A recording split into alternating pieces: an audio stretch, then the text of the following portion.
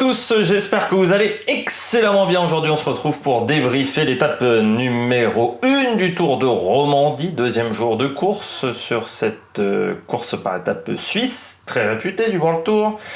On va faire le bilan des Bleus, les tops et flops de ce sprint du côté de Martigny, comme la boisson. Ça s'écrit pas pareil que la boisson.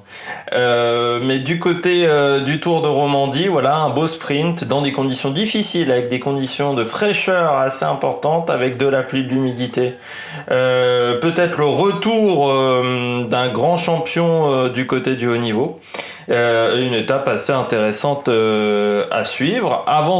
Avant de faire ce magnifique débrief, n'hésitez pas à vous abonner à la chaîne, n'hésitez pas à réagir dans les commentaires, à me dire quel coureur vous a plu, quel coureur vous a déçu. N'hésitez pas à mettre un pouce bleu, ça fait toujours plaisir. N'hésitez pas à partager la vidéo si vous pensez qu'elle peut intéresser votre entourage.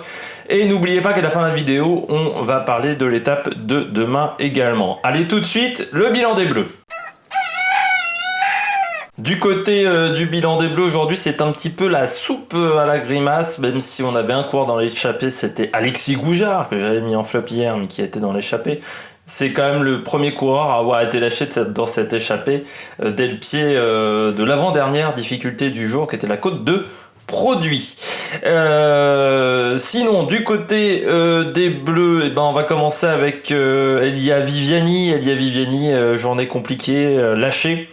Dans cet enchaînement de la côte de Produit et de la côte de Chamozon à 25 à 20 km de l'arrivée. Lui s'est fait lâcher très tôt. On ne sait pas trop parce que la réalisation suisse n'était pas exceptionnelle.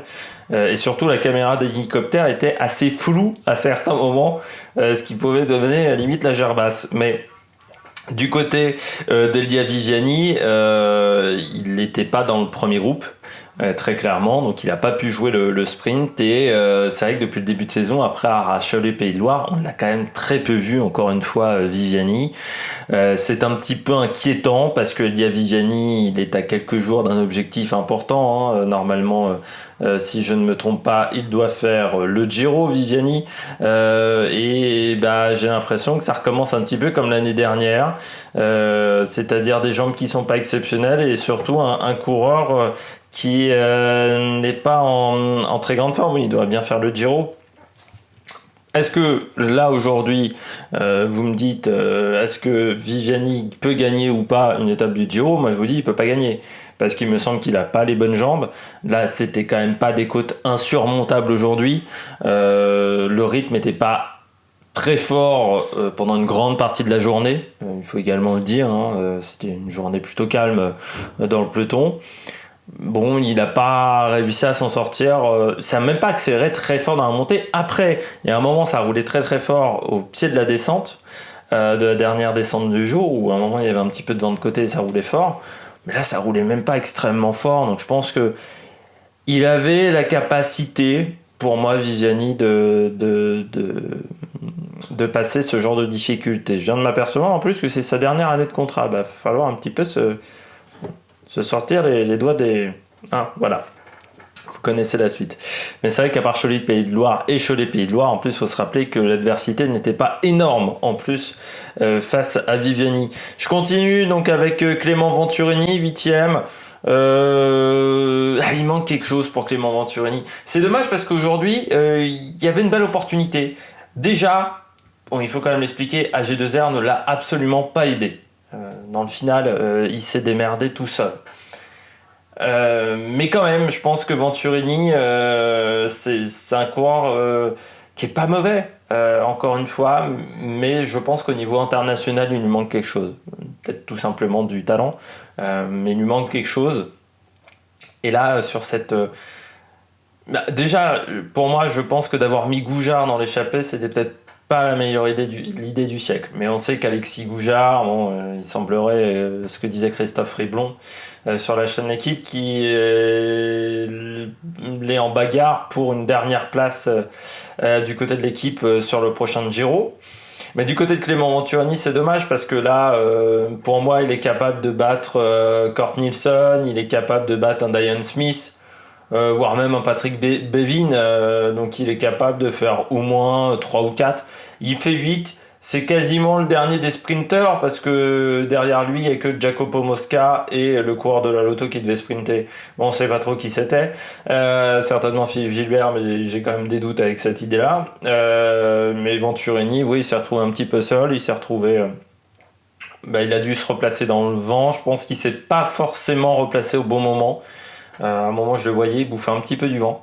Clément Venturini dans le peloton à 5, c'était à 4 km 500 de l'arrivée. À un moment, je vois une image où vous voyez les EF qui se replacent. Et lui, il tente de prendre leur roue, mais il est un peu décalé, donc il a bouffé du vent à ce moment-là. Pas mal. Et ça a dû lui coûter de l'énergie, forcément pour son sprint, mais même sur son sprint, il y a des moments où il se fait enfermer. Il est un peu trop attentiste. C'est-à-dire qu'à un moment, il est très très bien placé, les 4 ou 5. Il n'est pas très loin de Colbrelli. Et il est un peu attentiste, donc il perd sa place. Il joue pas suffisamment d'écoute, quoi. Il s'impose pas suffisamment. Et le sprint, il faut quand même avoir du caractère pour s'imposer dans un sprint. Et puis je termine avec Jack Stewart. Jack Stewart, c'est un petit peu comme Viviani. Lui s'est fait avoir un peu plus tard. Je trouve qu'il était très mal placé et que soit Stephen Kung, ou je crois qu'il n'y avait plus que Stephen Kung à ce moment-là du côté de Groupama, ou Reichenbach, il y avait encore Reichenbach. C'est pas mal, ils auraient dû faire l'effort de le remonter. Parce qu'il y avait un petit peu de vent de 3/4 face, c'était vers 20 km de l'arrivée, juste avant que Cavagna attaque. Et là, il se fait lâcher à ce moment-là. Ce qui fait que Kung a fait un gros effort pour le remonter, mais je pense qu'à ce moment-là, il grille son sprint. Jack Stewart, que j'avais mis parmi, c'était ma grosse cote. Hier lors de mes pronostics, mais voilà, je pense qu'il aurait pu faire mieux. Jack Stewart, là encore, mauvais placement, mauvais timing. Quand la course s'est un peu décantée à un moment, alors heureusement il revient, mais quand il revient, il n'y a plus assez d'énergie. Et je pense que même si on a essayé de le replacer, Jack Stewart, ça n'a pas été très concluant du côté de son sprint. Il n'est même pas dans les 30 premiers pour tout vous dire. On passe tout de suite aux coureurs au top. Attaque de Marlou! Du côté des coureurs au top, je commence avec le vainqueur du jour, Peter Sagan. Très très bon aujourd'hui, Peter Sagan de la Bora-Hansgrohe, parce qu'il a fait un sprint juste incroyable. Il a roulé très très fort. Il a fait vraiment ce qu'il fallait faire au niveau du placement, parce que bon, voilà, il s'est bien débrouillé seul. Quand je parlais de Venturini, on peut se débrouiller seul dans un sprint, mais surtout il a été très solide parce qu'il part aux 350 mètres au moins.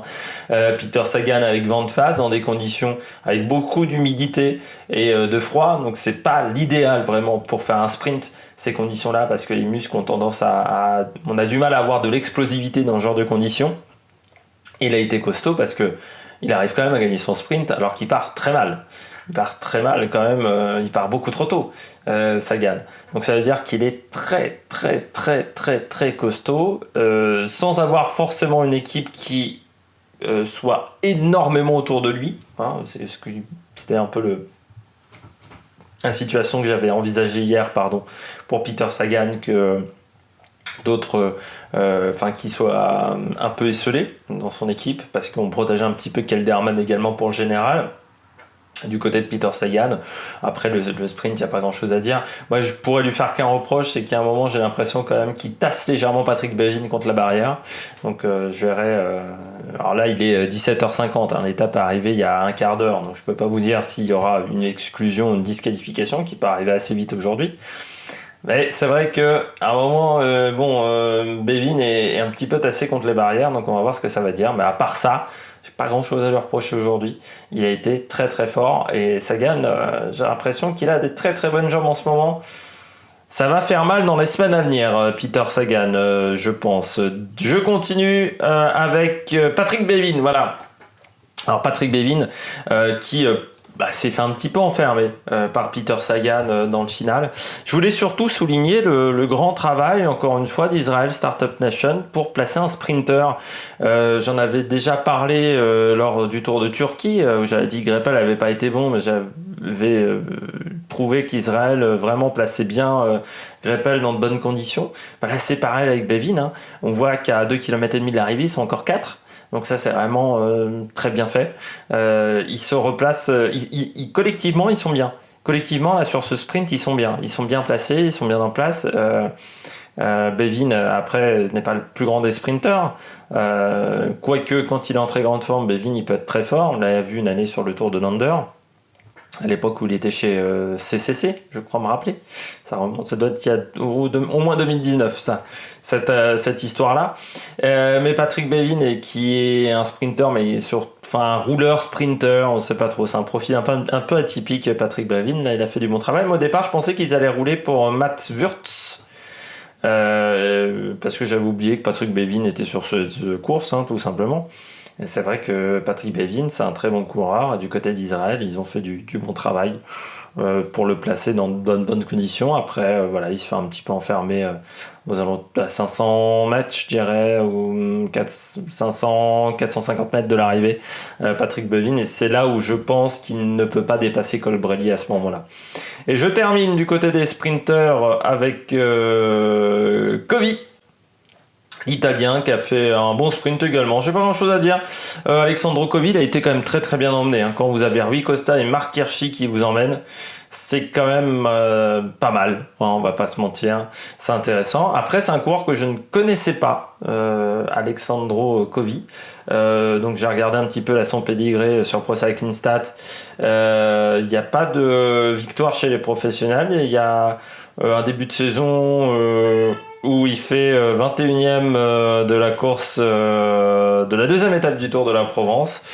Il fait également 5e du Tour de Romandie et 4e du Giro Ciclisto d'Italia en 2019, 5e d'une étape du Tour de Romandie, donc cette année, là il vient de la faire, voilà, je vais m'en sortir, et 8e d'une étape du Tour de l'Avenir, donc c'est pas non plus un palmarès exceptionnel de la part de Covi, mais là il a fait du bon travail. C'est un profil atypique pour un sprinter, je vois ça 1m76 pour 66 kg, je pense qu'il a également des bonnes qualités au niveau du punch.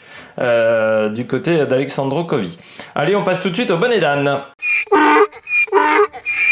Deux bonnets d'âne pour moi aujourd'hui. Le premier, c'est Philippe Gilbert, parce que la Lotto a fait un bon travail dans le final, je trouve. Il est bien placé à 600 mètres, Philippe Gilbert. Dans le dernier virage, à 600 mètres de l'arrivée, il est dans le top 5 des coureurs, des sprinters à ce moment-là. Comment ça se fait que 200 mètres plus tard, il lance même pas son sprint? Gilbert, je sais même pas combien il finit aujourd'hui. Je vais regarder. Pour moi, c'était Gilbert qui était emmené à ce moment-là. La Lotto Soudal. Pourquoi il fait que 31e? Voilà. Vu le travail qui a été fait par ses coéquipiers, soit tu fais pas de sprint, mais dans ce cas-là, t'attaques de loin. Si tu décides de faire le sprint, tu peux pas finir 31e avec... C'était pas le gratin mondial, là, quand même, des meilleurs sprinteurs du monde. Donc, Gilbert, c'est un peu compliqué en ce moment, je trouve, pour le coureur belge. Et puis, deuxième flop, c'est Colbrelli pour moi, parce que...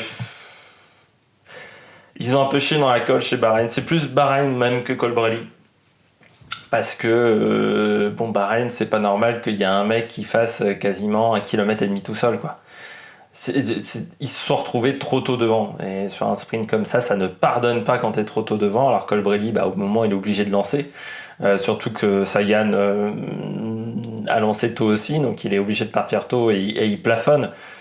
Mais c'est dommage parce qu'ils avaient fait un bon travail jusque-là, mais dans les 10 derniers kilomètres du côté de la Bahreïn, ils perdent tout, même pas dans les 10 derniers kilomètres, dans les 20 derniers kilomètres. C'est-à-dire, quand ils laissent partir Cavagna, ils sont obligés de rouler derrière. Ensuite, ils laissent partir Kung, ils relaissent partir Cavagna avec Cataneo, avec Reichenbach, je sais plus qui était le 4e larron avec eux, c'était un coureur de bike exchange. Tu peux pas faire autant d'erreurs tactiques en 1 kilomètre. Et je pense que Colbrelli, ils auraient dû rouler dans les difficultés. Ils n'ont pas roulé dans les difficultés. Alors que pour moi, s'ils voulaient faire mal à Sagan, qui était un peu esselé à ce moment-là, il fallait faire mal dans les difficultés. Et voilà, je trouve que la Bahreïn a un peu tout raté dans les derniers kilomètres. Je passe très rapidement à l'étape de demain parce que je vois que je suis à déjà plus d'un quart d'heure de vidéo. Il faut que j'aille vite si je veux que ça soit plus rapidement. Demain, on part de la Neufville, comme vous voyez à l'écran, à Saint-Imier. Une étape de moyenne montagne, 2 passages sur la ligne d'arrivée. Le premier se fera au kilomètre 116.5 et ensuite il faudra faire attention, il y aura la côte des Pontins, qui est une côte assez pentue et irrégulière. Par contre, la vue des Alpes, c'est beaucoup plus linéaire, mais ça dure plus longtemps, c'est 7 km 8. Et un final où on a